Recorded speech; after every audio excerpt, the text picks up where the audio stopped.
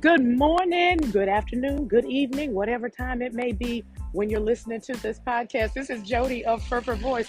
Ooh, got some noise in the background there. You're catching me on my walk. Kind of a loud car that went past here. Yeah, I'm sure you heard that. But anyway, Heart to Heart, that is the episode that we're doing today.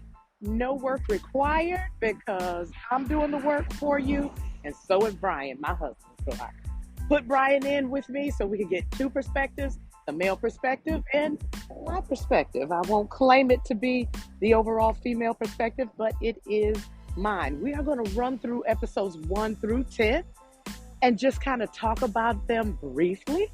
And on Heart to Heart Part 2, we will do the same thing, except episodes 11 through 19 will be the topic. So I hope that you enjoy.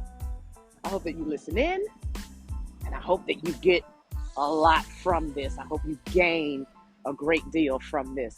So without further ado, here's Bryan and Jody on FervorVoice. First time.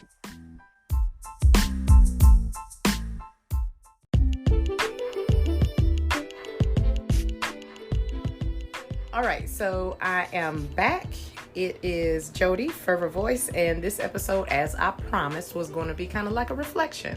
So I have my husband, Bryan, here, and we're going to go through the first 10 episodes, and if he comes back another day, you should have seen the look on his face. If he comes back another day, then I'll be able to do the last 9, the most recent 9, if he comes back. I don't know. We'll see how this goes. We'll see. But say hey, babe. Hey, everyone. All right, so we're going to start off with episode number 1, which was an episode that I did in the very beginning when it was like, yeah, I think I want to use my voice for something. Podcast came out. I just so happened to be listening to a podcast, and then it was just like, okay, this is what I did. And I was like, oh, if she did that, I can do that too. So I literally cranked the first one out, and it was exactly what I felt. It was off the cuff. I just turned it on, hit record, and just rolled with it. So the first episode was Grief is Showing Me. And that episode really has the most plays. It's got a lot more plays than all the others. So it was just basically about the experience I had with family, with those that were close to me when BJ passed or after BJ passed, and what we saw or what I saw. So I just wanted to kind of start off with it just to say I've listened to it since. I probably listened to it maybe 2 times since I recorded it, and I've never edited it or did anything different because that is exactly how I felt. But I do want to just kind of deal with the responses. Mm-hmm. So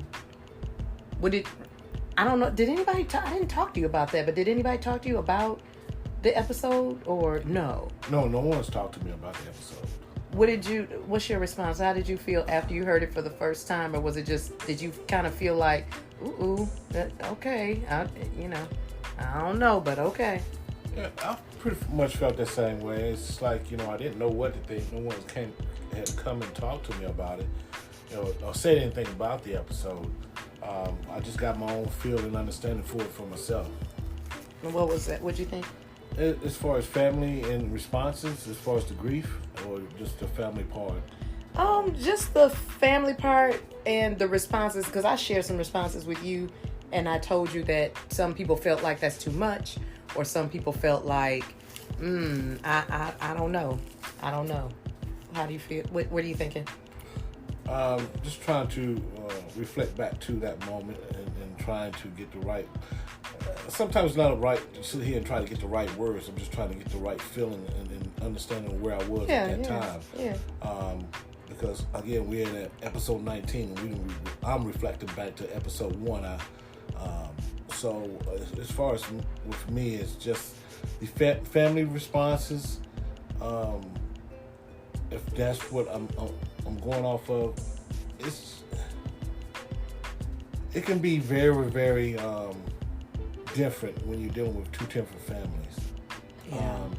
And the backgrounds that each family and the upbringing of each family, it could be very different from the West Coast to the East Coast, from the South to the North. Yeah.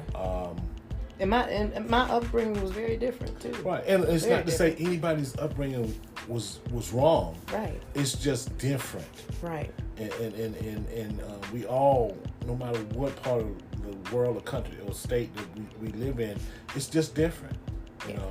And I was very lucky and privileged to be around a very, very loving and touching type caring family when, and not saying nobody else's family is not the same way. It's just if something happened, they're going to be here. Drop it down. No questions asked. Time off, from work or whatever they was doing, they was dropping, they was going to be here. And that's just what I was raised with. That's what I had with being raised growing up. Okay. So what do you think a gain would have been, or a gain was? Let's say a gain was. What kind of gain do you think that we got from that experience? Because even though parts of it hurt, there were more parts that felt good because we had support. So what do you think was a gain? A gain was just, to me, was the knowledge of knowing what wasn't there. When you think that certain family members or families or friends are a certain way, you're expecting to be a certain way that you want them to be. And we learned the hard way that it's not the way I want it, it's the way it is with them. Yeah, the expectations. The expectation is totally different. Your expectations is one way, but theirs is another, and you can't, you can fault them to an extent, but, that's just how I feel about it. Yeah, and I don't know that it even does any good to really fault, because you have to be able to accept it regardless. You have to be able to accept it. Right, and when I use the word fault, I mean, I'm not putting anybody at fault. I know I'm the type of person, sometimes I use different wording and not meaning it in a different way, but, I'm not saying anybody's at fault, but you're absolutely right with that. Yeah. So, and it's fine, babe. So the next episode was about forgiveness. So that was the episode where I pretty much talked about how to work on forgiveness, or what I thought forgiveness was. And I remember I talked about how I felt that forgiveness was active. That just saying, I forgive, or I forgive you, I forgive her, I forgive, it's so much more than that, because then you find out, I'm still struggling. Like, I'm still struggling with that. Yeah. And my point with that, on that forgiveness part, I mean, that is that takes time. Mm-hmm.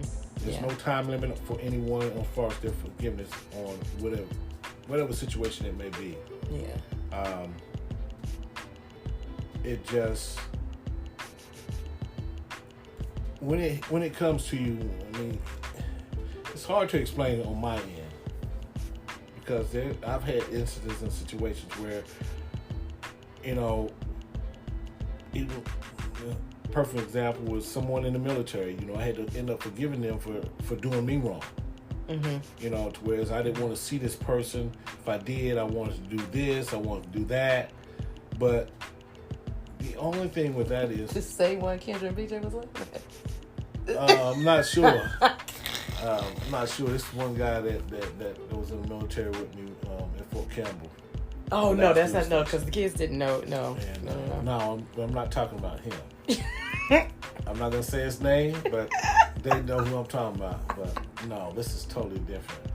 But, I'm not afraid to say it. He scammed me out of some money.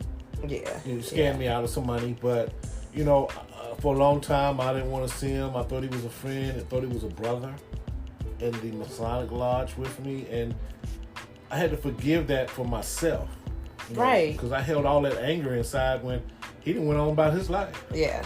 So, it just, the forgiveness part, it's an individual thing, and you can't base that your forgiveness time or period on someone else's. So, I know I'm gonna give my opinion on this, and I want you to give your opinion. So, is it easier to forgive a family member or loved one or a stranger? For me, it's easier to forgive a stranger. For me, it's easier to forgive a stranger. I agree with you on that point. Why it's easier to forgive a stranger. And when we say stranger, you say a friend. That's somebody that's not a non-member of the family. Someone you not haven't grew up with, or to me, it's easy to forgive that person. But when it's harder to forgive a family member because that's your family. You grew up with that person those people, and you expect them to where it's, hey, we was ride to die. Even though you got friends that say that, we will ride to die. Because we're family, we're blood. But it's very hard to forgive because your expectations are so high. For the people that you love. That are family members. Yeah. And when they let you down, it hurts also that much more than just a friend. Yeah, true. All right, so that was that forgiveness episode. I feel like I'm a little better at forgiving. It's a conscious effort. I literally make a conscious effort to try to forgive because it's going to help me in the long run. And it does make me feel better to just say, you know what, there is nothing I can do about that. There's nothing you can do about it. And then, like you said, and there's more episodes, I'm pretty sure, with this topic will come back up. And you just got to do it for yourself. You're doing it for yourself. You're not forgiving for them. You're doing it. You have to forgive for yourself. Right. All right, back 3. So the third episode was no. So no pretty much dealt with, or I was trying to explain that there are certain things that we make decisions on, and it's just like, I knew better than that. And I knew better than that. Something told me not to do that. And then you do the opposite. So that whole no thing, realizing that something was telling you to do something and you just kind of refused for whatever reason. You might have been trying to look out for somebody else, and then you do the opposite of what you know you should have been doing. And that episode pretty much dealt with you being in charge of your life and making the decisions that best suit you. And sometimes the decisions that best suit you do require you saying no to something you don't want to say no to. And it's difficult to do at work or, whatever. It's difficult to do, but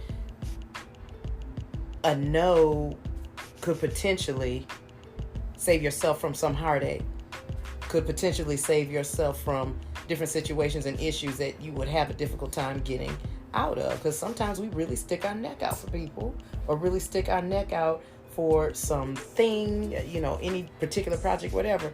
And you kind of shouldn't even have anything to do with it. But because you feel obligated, you start doing all these things, and that no should have been in the forefront, like period, point blank. So listening and, just kind of discerning what should or shouldn't happen. An example of using the word no for good. I know in a situation like mine, a no for me was definitely to stay at the job that I was at. Like that was a no. Like it had to happen because it wasn't aligning with me in any way. So the no had to happen. It was a little like but the no had to happen. Like I cannot stay here. I can't do it anymore. So that was a no for me. Scary no for you. Well, I got some no's. I'm pretty sure they're going to be coming up. Yeah. Not that though. So, but as far as that, the no's, as far as I can only go as far as myself, we didn't talk about this episode or discuss it. If we did, it's been so long ago, I don't recall it. But a no for me would be certain things that I say at work. I'm dealing with my drivers, not my drivers, the company drivers. And, because I'm actually batching their concrete out. And sometimes I have to stay fast and say no in a different way because I'm dealing with a lot of different personalities. So a no to one person will have to be, okay, let me say it in a different way. Because not saying I'm worried about somebody's feelings, but all that does play a role in it. You want to make sure that the people that you're working with are with you. Yeah. You know, you don't want to have anybody disgruntled or just feeling a certain way that, okay, he's out for me, or he has it in for me. Mm-hmm. You know, I have to but tell. You have to stand. I have to stand my ground because I'm getting this from a higher up. Whereas I'm gonna have to say, hey, guy, you got to stay, but you got to go. Well, I'm gonna go. Well, no, you can't. So that's where that no comes in at. As far as personally, outside of my workplace, you don't say no very much. I don't say no don't. much. So you that's don't why say no much. You spoil everybody. I listened to the podcast on that episode, but that one really did. It touched base with me a little bit, but not a lot, because I like to make sure I'm the type of person to make sure everybody's happy, everybody's good, everybody's in the right place, and this and that. If you need something, that's the type of person I am. Because you don't say no very much. Okay, so the yes is opposite, obviously. So when you know you have the yes, or you know you have to go, you know you have the green light against all odds, it doesn't matter. But you know that you got the green light. It's just kind of like the opposite. We don't really need to spend much time on that. We know the yes and no's were those two episodes were pretty much the same for me. I mean, because it's just polarity. The yes is just a flip of what I said talking about the no's. The next one, so the fifth episode, we're on the fifth episode now. The fifth episode, this one was probably not the hardest, but it was difficult. The Mother's Day episode. So the Mother's Day episode, I talked about how heavy I was, and I didn't even know I was going to do an episode that day. But doing these episodes and just kind of expressing and speaking, it helps me a lot. It helps me to release. Right. So I was struggling so bad that day. I was like, I can't do nothing but just start talking. Right. Like, I can talk in my office and just talk to myself. Cool, fine, whatever. I don't feel like it. I don't feel heard. But on my podcast, I do feel heard. Right. You know, I know I am to some degree. So with Mother's Day and with it being so heavy, I got what I feel like I needed, and it was also time, and it was also just kind of using those strategies that I had. And I don't know if I even said anything to you, but the reason I did really want to talk about this was because on Mother's Day, I know that I got the support. I know the support reigned in, but I didn't feel like it did for you on Father's Day. How'd you feel on Father's Day? Because it didn't, I don't know, but it didn't seem the same. Well, you asked me 2 points. First, we'll go back to the Mother's Day. You know, I listened to that episode on Mother's Day, you know. And to me, like I said, that was a first for you since we lost our son, BJ. And I didn't know what to expect that day. Yeah. And I think it was hard because I was tending towards your needs and your feelings, and making sure I was trying to make sure that whatever she needed, I'm gonna let it be. You know, whatever she wanted to do, I'm gonna let it be. I'm not gonna say this, let's do that. I'm just gonna let her dictate. So there were no no's that day. There were no no's that day. It wouldn't have been nothing but yeses. So, but then you jump to Father's Day. You asked me that. You know, I had a few comments in Texas and phone calls. You know, just want to see how I was doing. But you know, I take that any type of negative energy, but it wasn't negative, but the type of energy that I had when it came to Father's Day, without my son, our only son, it was hard. You know, if I'm not mistaken, I think I probably I went to the gym. If I'm not mistaken. I don't remember. And that space gives me peace. Yeah. You know, and so, but with Father's Day, you know, yes, it was definitely hard, you know, but as far as the responses and, you know, the ones that responded were the ones that needed to respond. Right. You know, and when I say needed to respond, those are the ones that respond all the time. Okay. Not at one particular time. Okay. They were the ones that call it weekly. I see daily. You know, I hear from monthly. Not on Father's Day, not on my birthday, not on Christmas. And, you know, these are the ones that are always there all the time, and which that made Father's Day okay for me. Made it okay? It made it okay. Did you have, so you didn't have the heavy, you weren't feeling, but then you process different though. The weight of it, I mean, it was hard. Trust me, it was hard because it's the first without our son, without BJ. Yeah, it was hard.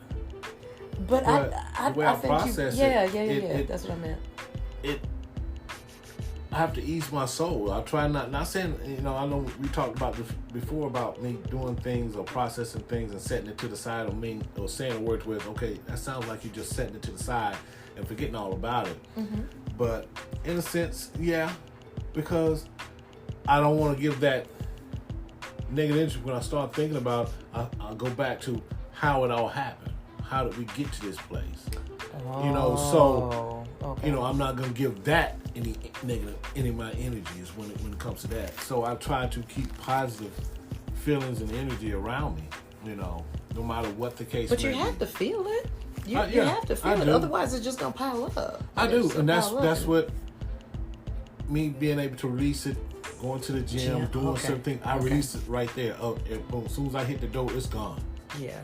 It's like, well, you do come in I'm not going to say like giddy giggly, but you come back from the gym like you just been to a party or something. Yeah, it's that's how you come back home. Energized. Yep. I mean, your phone goes dead, you plug it up. And I'm not saying I'm going dead, but losing energy, but it gives me that supercharge. I feel so much more confident and stronger inside when it comes to dealing with situations. That's cool.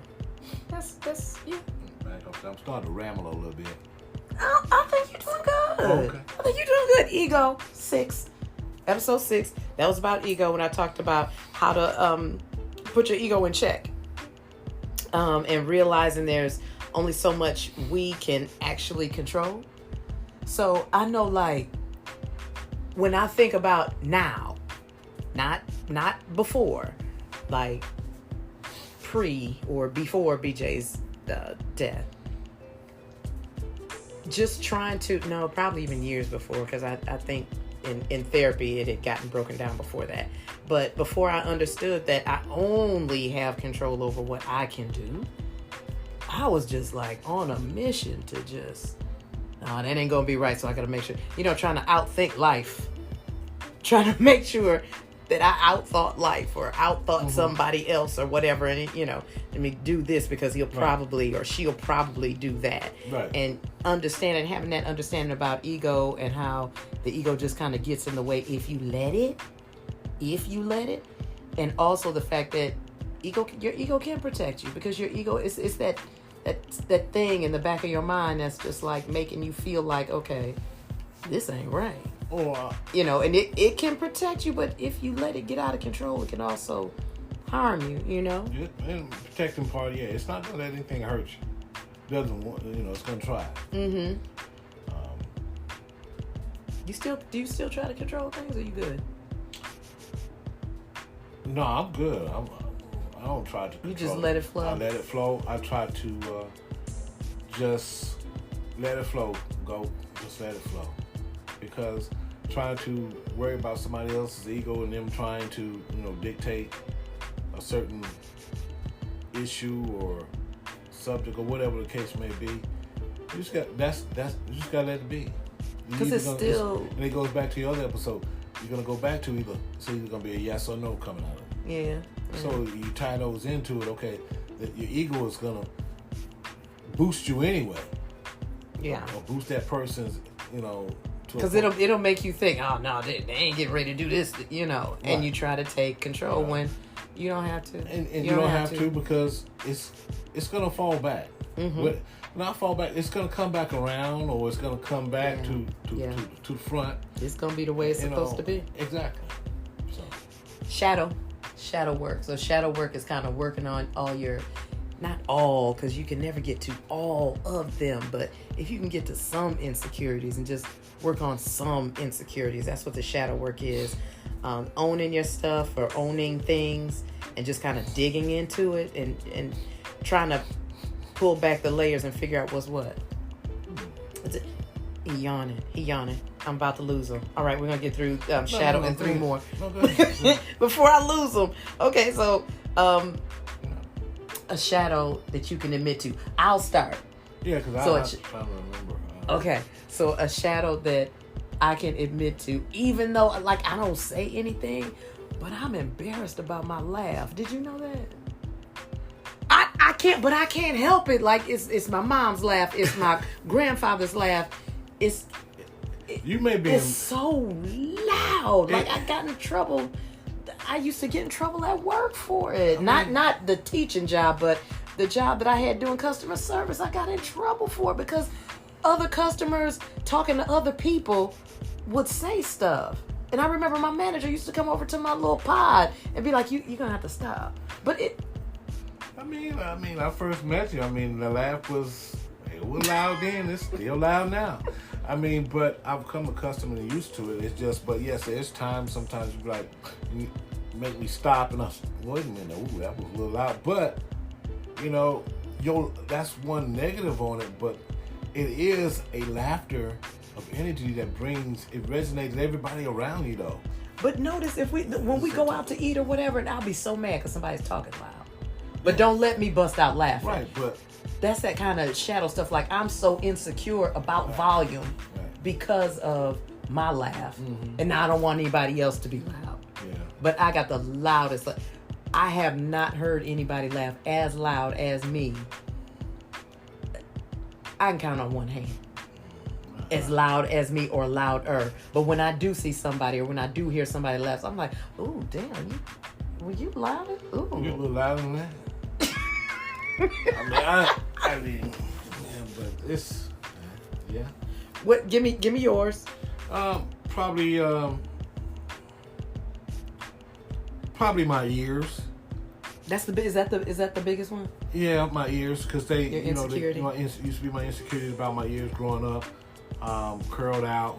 I always thought they were big.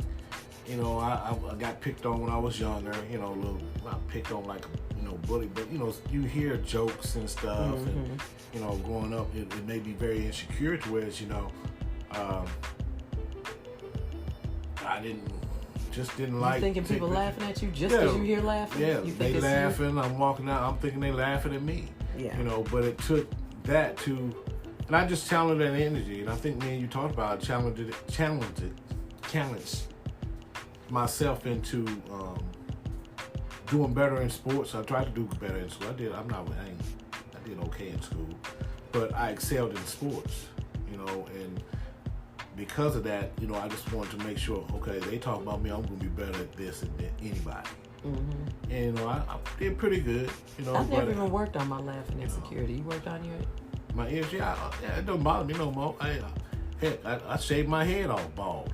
When I saw Reggie Miller in the Indiana Pacers shaving his, and I seen his ears bigger than mine, but, his pocket probably bigger, but hey, I'm just talking about. But as far as the facial part of it, I say yeah, he did rock his with confidence. Yeah, and I was like, and that's the part of it I like. He was confident about it. He didn't care. Look, I'm me. Yeah. So I was like, you know what? I did mine. It's going on 7 years now, or a little more. Has it been that long? I'm it's been that long. 6 to 7 years, yeah. So I'm okay with it. I don't care. I have no insecurities about. I think my head that grew into it, my face that grew into it. Yeah, they still look curved out, but yeah, they all right. All right, back. So the next episode was the 8th episode. That was Bully, and Bully had me messed up because more insecurities. If I went back to more insecurities, that had me messed up about childhood. I was the youngest, and a lot of times, and I'm not going to say that my siblings did or anything like that, but being the youngest, you're ignored, and sometimes your older siblings come down on you in a way that they just don't understand how, things that they say or things that they do, it sits with them. You're not the youngest, so you wouldn't know, but if you ask your youngest sibling, I'm not going to mention a name because not everybody likes their name mentioned, but if you ask that, yeah, he'd be able to tell you.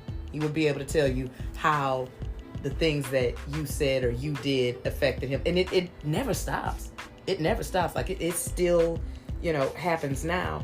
But for kids, something about kids being bullied, mistreated, it just sets off a part in me that just kind of it just won't let me be calm about it. It just won't.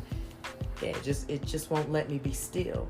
So, in that bully episode, I was upset about something that happened when I was a kid growing up. I was also set off by the way someone treated a student in the school, and by the way that person got a promotion, and that too, that sets me off too, because it was known what he did. He still got a promotion. And that's why I said in that episode to advocate for your kids, have that communication with your kids, because you'll never know what goes on in those spaces when you're not there. Right. And that boy got mistreated. That boy got bullied. That boy, to me, got abused that day verbally by someone that was a staff member. Not only a staff member, someone that's actually the go-to for the exceptional children population. So those are the kids that need more or need extra. And that particular person, really tore into him. So that whole bully thing was about that. Yeah. Well, my little quick part, I don't have a lot on the bullying part. That bullying part ties into the insecurities. Mm-hmm. So that's pretty much all I have to say. I said a lot on the insecurities when I talked about mine. That's where mine came in at. Yeah. As far as the bullying part, it wasn't nothing physical. It was more mental. Mm-hmm. And so and that's what. I'm sorry. Go ahead, man. No, that was it. And some people don't even realize that they're working off the insecurities. They don't even realize it. Tempers, bad tempers, getting set off about something that's so simple, and you don't even know what happened. Mm-hmm. But that's all boiling down to whatever insecurities whoever did what to that person when they were growing up, and it never really got worked on. And then I'm just gonna move into the next episode because. Yeah, we kind of touched on that and what that whole bully thing was, and it's starting to bother me again. I don't even want to be on that very long. But the next episode was episode 9, which is no bully, or there is no bully, and that's basically the opposite of the bully episode, which is to work through those things as an adult and see to it that you have an understanding of what actually happened, so that you can move forward and move past it. Like you said with Reggie Miller, he shaved his head and he was good with it. It's not that he thought he was, this amazing looking man once he shaved his head, but it didn't even matter. Mm-hmm. So you get past your own insecurities by strengthening yourself from within. So it didn't even matter. That was nothing. All right, the last one is 10. I'm on 10. Mm-hmm. And that was just about me leaving education. That was about me leaving the education field. So I already know how I felt about it. I felt good about it. Yeah. But how did you feel when it was just like, I'm gone, I'm out, and when you told me about it? Yep. I mean, to be honest with you, yes, it had some negative punches came in there, and I was like, whoa, okay, you out. All right, then. Let me, all right, we gonna be all right. We good, do you. And that was the main thing. Yeah, we joking and laughing about it, the responses she had about, her commitment with that and the reason behind it, I totally support. And I totally supported. And we moved on. And we're gonna be, and we're doing great with it. As far as 10 with me, it's just being able to understand that when I'm in a workplace and and also in a family place, that we all are individuals with our own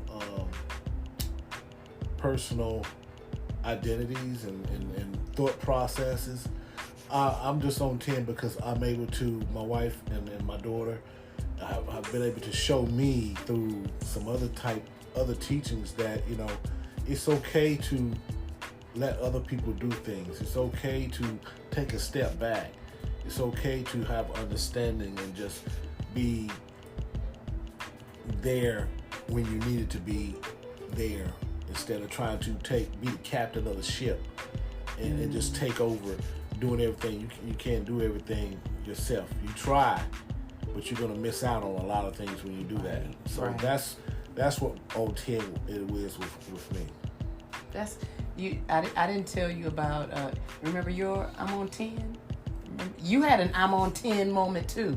I'm not the only one that just like I can't. I'm done. Okay, you tell it. I can't. You don't remember ever leaving a job? You never left a job? Oh, you talking about leaving a job? Yeah. I left a few jobs. They had a bunch of them. I'm on 10. I mean, since you asked it that way, when you put it that way, yeah. That's all I meant. Yeah. When it's just like I'm done, I'm gone, whatever. I can name them out. Yeah.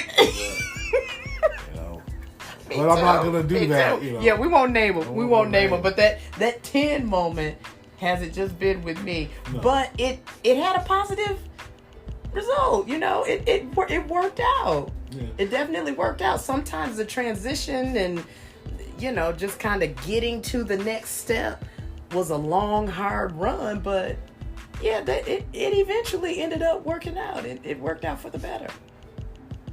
It did. I can remember one of your I'm on 10 moments. I remember you were just like, hey, that's that's just it. I'm going to I'm gonna go to get a tattoo. I'm going to tattoo shop, and you just chilled and you were good. And I'll be honest with you, we all grown on here, yeah. And I'm not gonna say the name of the company. I mean, they were downsized, but guess what? I was on 10 afterwards because after a couple of drinks, it was time to go to tattoo shop. Still got tattoo. And I forgave you for that tattoo. Yeah, I forgave you for that, for not being on it. Like I said, for not putting my name on the tattoo. I forgave you for that. Forgiveness is active. It's real. I forgave you for it. I'm good. You were good. I'm glad you did. That's all. That's it. That's all I have for everybody. We're gonna go ahead and stop right now. This took a little longer than I thought it would, but I'm glad we went through it and yeah, we powered on through. Yeah. You want to come back for the next 10, or you want me to get somebody else to come back for the next 10? We'll see. I know that first step is scary, but the step before that got me there is the one that got me prepared for it. So it's okay. Your refreshment. Okay. All right. It's time for another refreshment then. Okay. We're going to go ahead and say goodbye. I appreciate you all for listening. This was just a nice light one. We'll be back with more work. We'll get back to the actual work on episode probably 22, because 21 is actually going to be 11 through 19. So we'll do 11 through 19, a recap on that, and go back through. And I will see y'all again very soon. Next week, few days, whatever. Peace. Bye.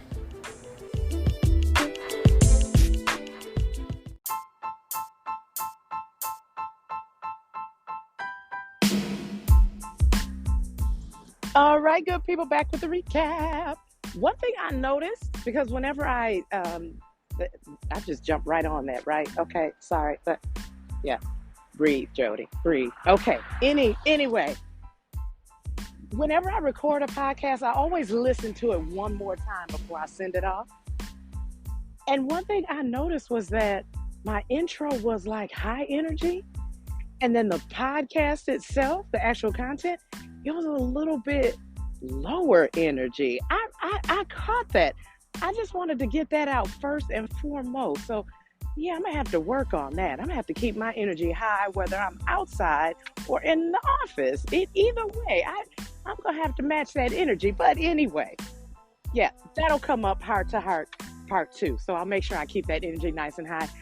I just wanted to say that I probably enjoyed that podcast more than any of my podcasts, because it was a little bit lighter and fun, and I love to just chat it up with Bryan, because we've been in the game so long. It's just, we just vibe like that. We just do.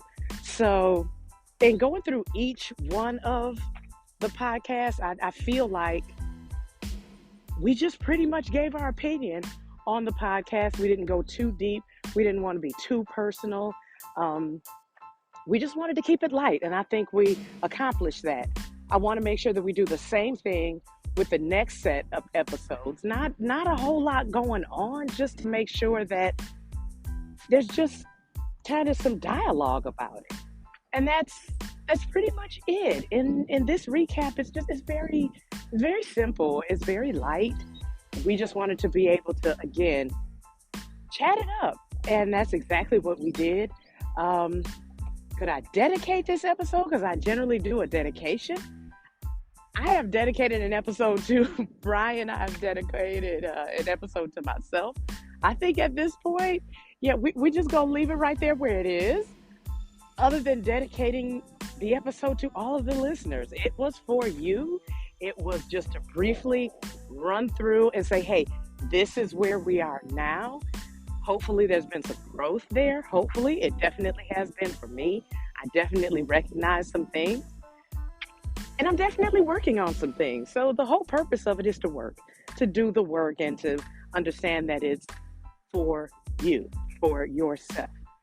Other people's opinions, do they matter? I have to say to a certain degree they do, because we tend to learn from others. And if we're so cut off from the opinion of others, how in the world are we going to learn other things? How in the world are we going to see other perspectives? So I do think opinions are important. And yeah, we got all of that out.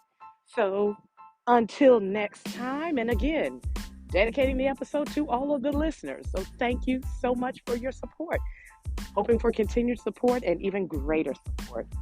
So until next time, this is all that I have for you. And until next time, hey, yeah, let's just do some dialogue right now. Take a step back. Okay? See y'all soon. Bye.